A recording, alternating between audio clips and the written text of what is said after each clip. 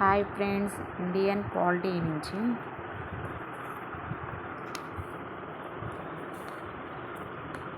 జాతీయ అత్యవసర పరిస్థితి 352 అధికరణ, రాష్ట్రపతి పాలన 356 అధికరణ గురించి విశ్లేషిస్తున్నాం.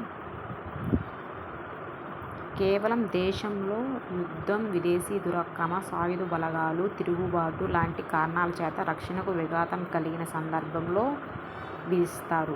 ఏ ఆర్టికల్ 352 అధికరణ అనేది యుద్ధం, విదేశీ దురాక్రమణ, సాయుధ తిరుగుబాటులో సంబంధం లేకుండా రాష్ట్రంలో రాజ్యాంగానికి విరుద్ధంగా పరిపాలన కొనసాగిస్తున్న సందర్భంలో విధిస్తారు. ఏంటిది? రాష్ట్రపతి పాలన.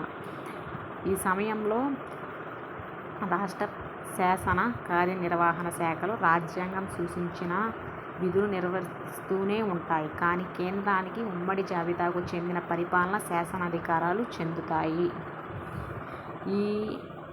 ఈ సమయంలో రాష్ట్రంలో శాసనశాఖ నిలిపివేయబడును లేదా రద్దు చేయబడును. కానీ కార్యనిర్వహణ శాఖ రద్దు అవుతుంది.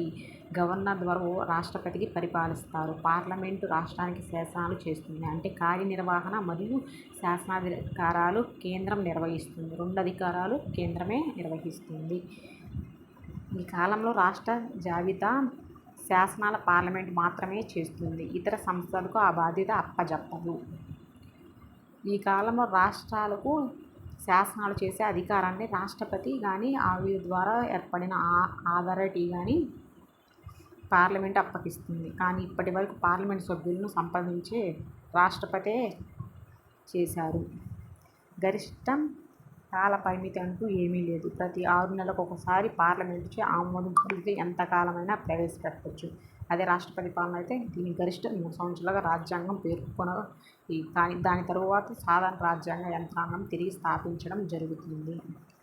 ఇందులో కేంద్రానికి అన్ని రాష్ట్రాలకు మధ్య సంబంధాలు మార్పులకు లోనవుతాయి. జాతీయ అత్యవసర పరిస్థితులు. ఇందులో అత్యవసర పరిస్థితులు గల రాష్ట్రంలో మాత్రమే సంబంధాలు మార్పులకు లోనవుతాయి. దీని ఆమోదానికి పొడిగింపు పార్లమెంటుచే ప్రత్యేక మెజారిటీ అవసరం. దీనికి జాతీయ అత్యవసర పరిస్థితి. దీని ఆమోదం, పొడిగింపు సాధారణ మెజారిటీకి చాలు. దీనికి రాష్ట్రపతి పాలనకు. ప్రాథమిక హక్కులపై ప్రభావం చూపును. జాతీయ అత్యవసర పరిస్థితి. ప్రాథమిక హక్కులపై ప్రభావం ఉండదు. ఏంటిది? రాష్ట్రపతి పాలన. దీన్ని రద్దు చేయుటకు లోక్సభ తీర్మానం చేయవచ్చు. దీన్ని జాతీయ అత్యవసర పరిస్థితి. ఇలాంటి నిబంధన రాష్ట్రపతి ఇష్టమున్నప్పుడు రద్దు చేయవచ్చు. ఫ్రెండ్స్, దీన్ని బట్టి నేను అడిగే క్వశ్చన్ ఏంటంటే, ప్రాథమిక హక్కులపై ప్రభావం చూపదు. అది ఏ ఆర్టికల్ ప్రకారం? తెలిస్తే కామెంట్ సెక్షన్లో కామెంట్ చేయండి ఫ్రెండ్స్.